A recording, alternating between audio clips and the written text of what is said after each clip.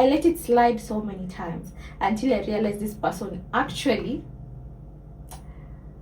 almost wanted my life. And you made a pact, oh, you'll be my best friend forever. Then this girl in her house, she's, I am marrying my best friend. You're like, And girl who? But here's the thing, have you thought about having a different bestie for different things? Welcome back to Anita's Takes. Kama kawaida. I am your host, Rachel Anita. That's a beautiful question. Friendships look like home. They look like a warm hug. They feel like, you know, that beautiful blanket you have at home when you're coming from work and you just want to snuggle, and something that understands me genuinely. Friendships makes me want to cry, but friendships, it's like this person chooses me, you know, in a world where they could choose anyone else. They choose me and intentionally are there for me as I am for them. So friendships for me is just a beautiful wild ride with someone through the years. No matter what, this person is there and you can always count on them as they can count on you.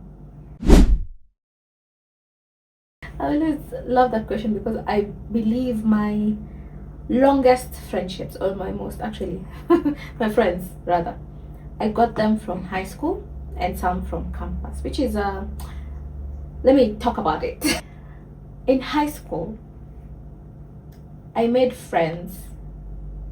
We are a group of 5, and since then, because I met these guys, I joined high school when I think I was 12, turning 13, and to date we are still friends. To date we have seen each other from being kids to now we are moms, we are people getting married and all that. It's such a beautiful wild ride. I also got some from campus, although weirdly these were my partner's friends who became my friends. I stole his friends, y'all, and it's just so beautiful. And I'm still making friends up to date. I'm still making friends. I even made a new friend this year. When it comes to green flags, I'm even wearing green. Green flags for friendships. For me, one biggest green flag is the ability to just be with a friend. That means you don't have to morph to someone else. You don't have to like gauge your words with this person. When you're with this person, the atmosphere is very giving and it's very safe. So they have to be a safe place. The other green flag is someone who's not in competition with you. I know that's a tough one, especially when it comes to female relationships. There's always some tug of war or something.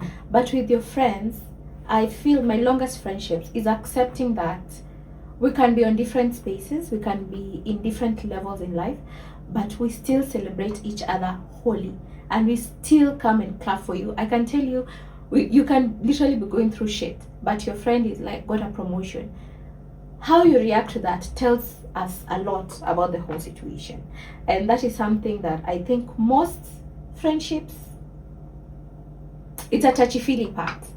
That's another green flag. The other green flag I would say is the intentionality that I've mentioned before, and the presence. It doesn't have to be a lot, doesn't have to be too much, but it has to be there. That's why even if it's a long distance friendship, you have to intentionally check in on each other, intentionally, keep up with each other. That is very important. For red flag, I think the competitiveness I've just said is a red flag.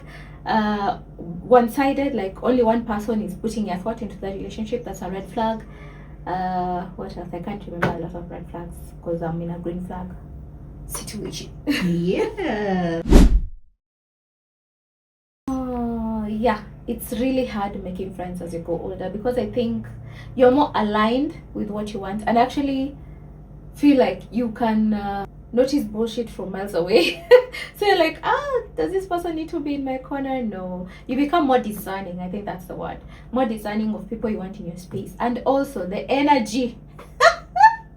It's just not there. Because people have, like at my age now, we're getting into different work, levels. People getting into communities, people getting into their hobbies that they actually like, and other stuff. So it's really hard to even find that time to make friends.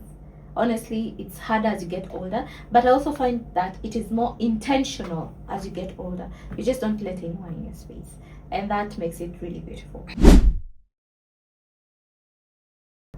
Wow, that is one of the hardest things ever. When life happens, like someone has a kid or they get married and the dynamics change because of priorities change. Like, let's say you are best friends, then you made a pact, oh, you'll be my best friend forever. Then this girl in her house says, I am marrying my best friend. Girl who? I think we need to make accommodations for such, because people grow and evolve, and it's okay. It's a rite of passage. It's life. It can be very draining, especially when someone is the first one to do it and they no longer, especially sorry, when it comes to marriage, I think there are two different types of people. The people who get married and that's their whole personality, and you even know my husband my husband we can't even breathe. My husband did not say we can't breathe. And there are people who, it's just another thing in life.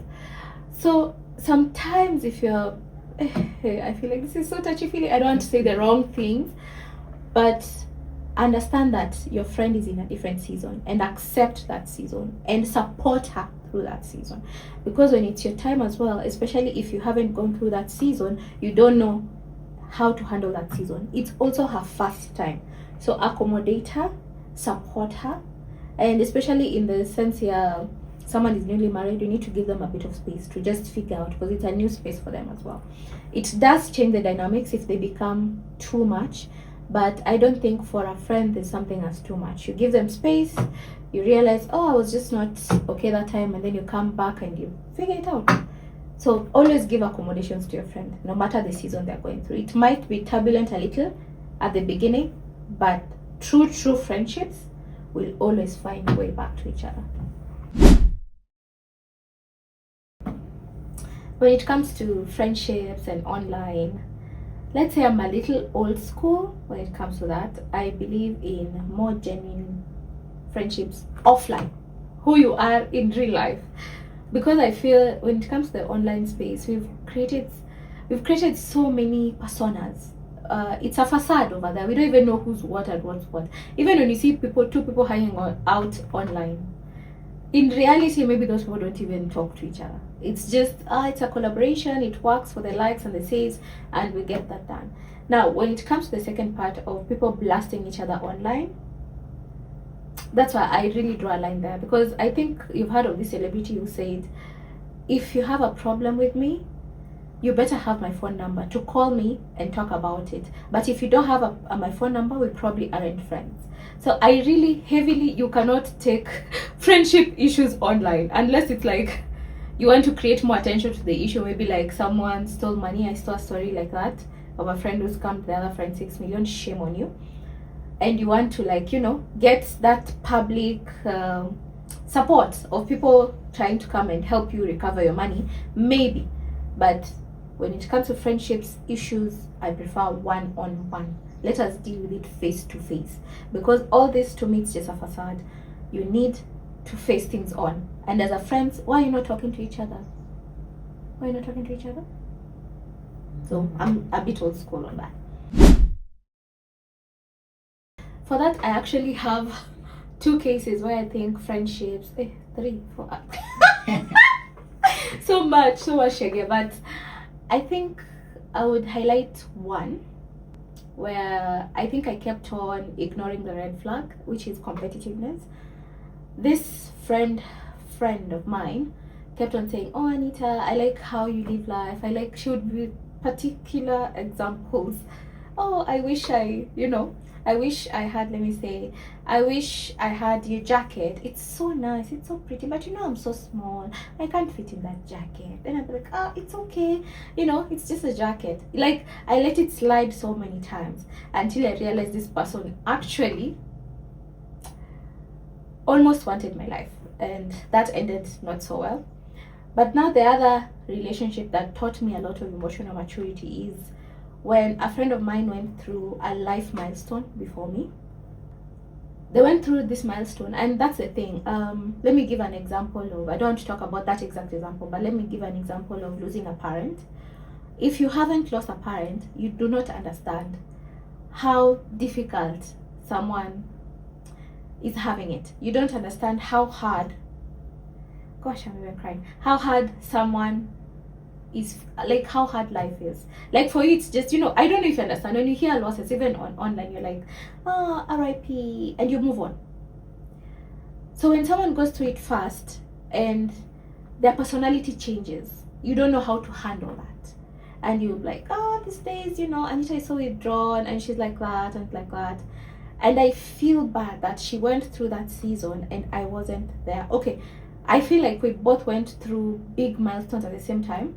She went through something and I also lost a parent. I lost a parent at the same time.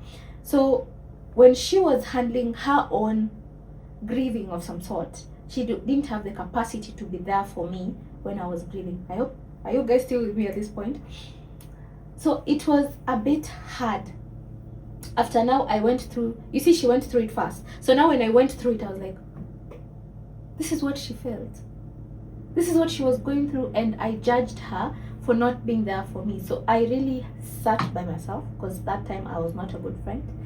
We were both handling stuff, and I wish I handled it better, but we are rebuilding that relationship, and I'm so happy about where we are right now. It taught me a lot about seeing things from another person's perspective, and things are not always as it seems. And like any other relationship, friendships you have to see something from another person's POV.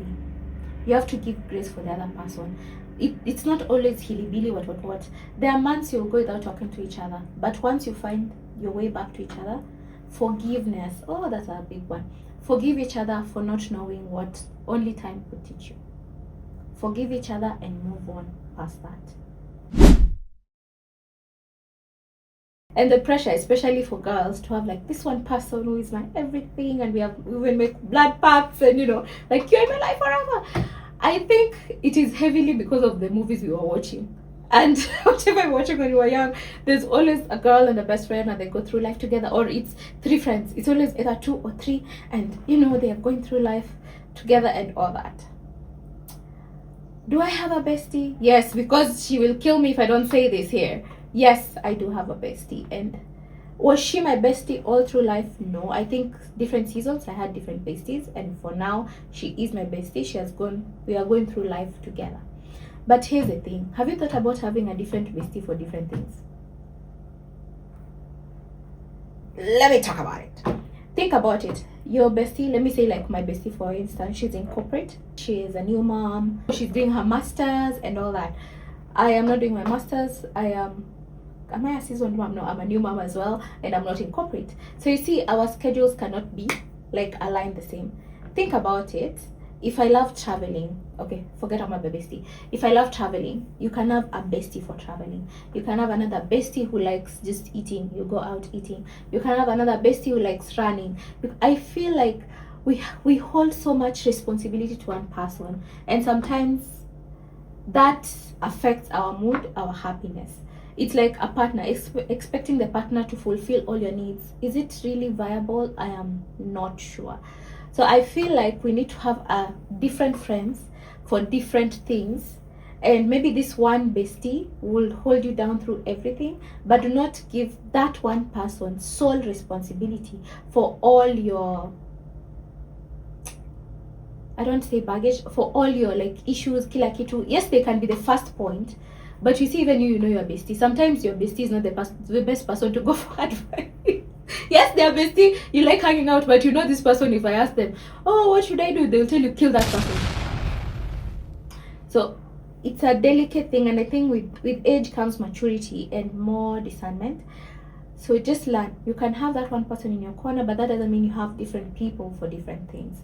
Like my bestie likes yapping, and she knows this. Lapsi, you like yapping. So sometimes I might not maybe listen to all that, but you'll hear her call me and tell me, oh, Anita, I was talking to Nani the other day, and Does that mean I get mad that she didn't come to me for that problem? No, because sometimes she knows, and she always tells me this, I know your response, so I'm going somewhere else to look for comfort, because I know what she will tell me, because I'm the person. Okay, I'm not the kill you person, but close. So she knows. And finding a bestie shouldn't be your life goal. be happy with the people around you. Find your rhythm, because if finding one person to mount all your things to can be a bit hard, and you'll find yourself hopping from one person to another, because we as people react the way you wanted them to. You're like, I don't think this is working, then you hope to the next. But again, true friendship, true sisterhood, because we are best young my sister, stands the test of time. Like now I know she's doing her masters, I know we can't hang out that much. Does that mean I get mad?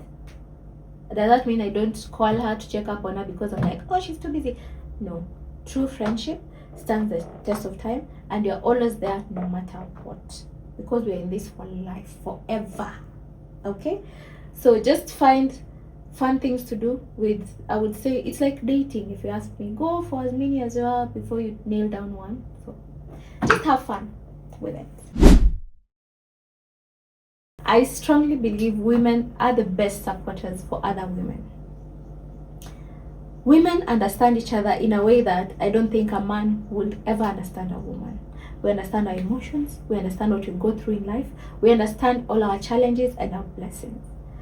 But when you flip that coin, women can be another woman's worst enemy. A woman can come and learn you brick for brick just to tear the ship down. So please, ladies, as you make friends, as you navigate through life, please take time to figure out and analyze the people who are in your life, and make changes as many times as you need to. Cut off people if you need to, and embrace other people if you need to. But at the end of it, prioritize yourself, prioritize what makes you happy, and prioritize being true to yourself, not just making excuses for other people. And with that, next week I will be navigating female friendships with the one and only Marianne. Stay tuned until next time.